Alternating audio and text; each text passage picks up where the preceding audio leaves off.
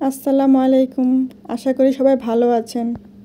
এই প্রথমবার আমি মোমো তৈরি করছি। আসুন আপনাদের সাথে সবার সাথে শেয়ার করি। মূল রেসিপিতে চলে যাই। প্রথমে আমি 3 কাপ পরিমাণ ময়দা নিয়ে নিচ্ছি।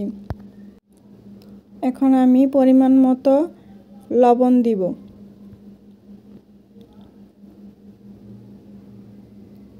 সামান্য একটু তেল ব্যবহার করব।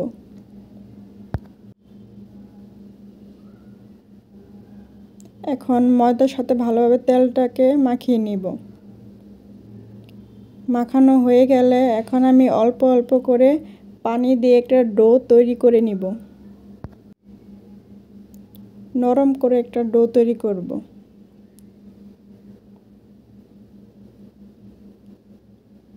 ডোটা হয়ে গেছে।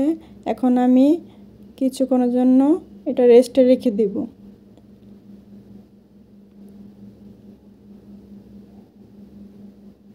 এখন এই মাংসগুলো একদম ছোট ছোট করে কেটে নিব।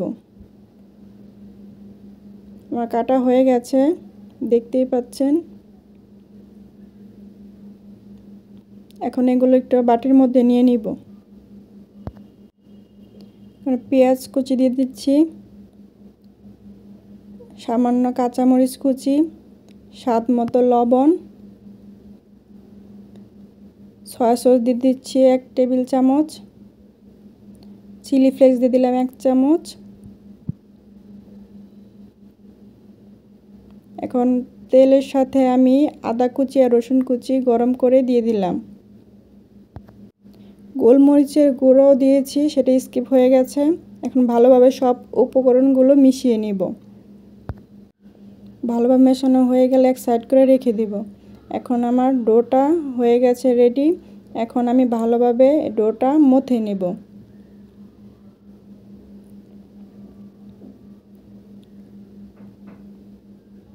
ডোটা মথা হয়ে গেলে এখন আমি একটা ছুরির সাহায্যে 3 টুকরো করে নিব।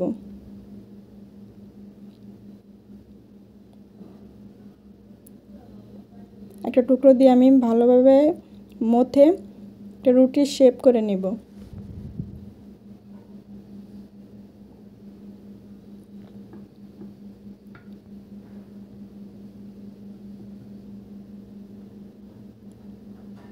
রুটিটা হয়ে গেলে একটা গ্লাসের সাহায্যে আমি কেটে নিব গোল গোল করে।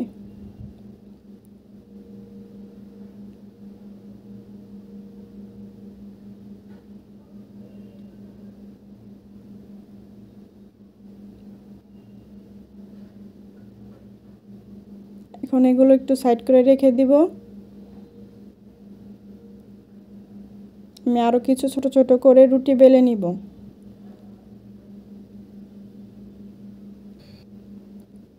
এখন মাংসের কিমাটা আমি এই রুটির মাঝে দিয়ে মোমোর শেপ করে নিব।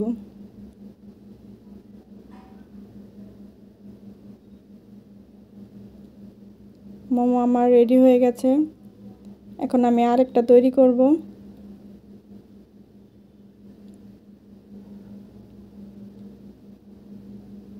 এখন আমি এটা অন্থনের শেপে তৈরি করব।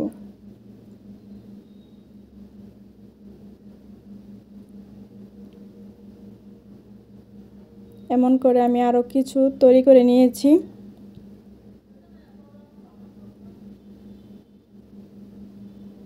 আমার সবগুলো মোমো তৈরি হয়ে গেছে।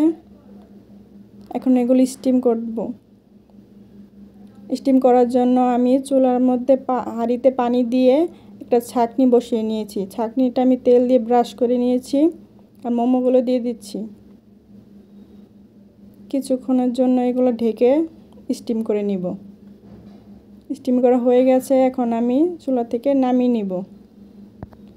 মোমোর জন্য এখন আমি সস তৈরি করে নেব। সস তৈরি করার জন্য আমি প্রথমে একটা ছোট বাটির মধ্যে চিলি ফ্লেক্স নিয়ে নিচ্ছি। 3 টেবিল চামচের মতো সয়া সস ব্যবহার করেছি।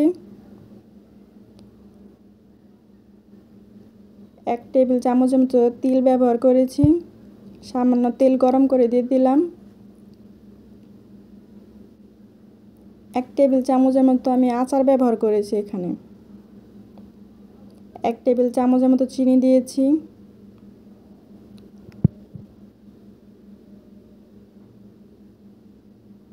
তৈরি হয়ে গেছে আমাদের মোমোর সস। এখন আমি পরিবেশন করে দেখাবো। আমার ভিডিওগুলো যদি আপনাদের ভালো লেগে থাকে লাইক কমেন্ট শেয়ার করবেন আর আমার ফেসবুক পেজকে ফলো করবেন। ধন্যবাদ সবাইকে পাশে থাকার জন্য।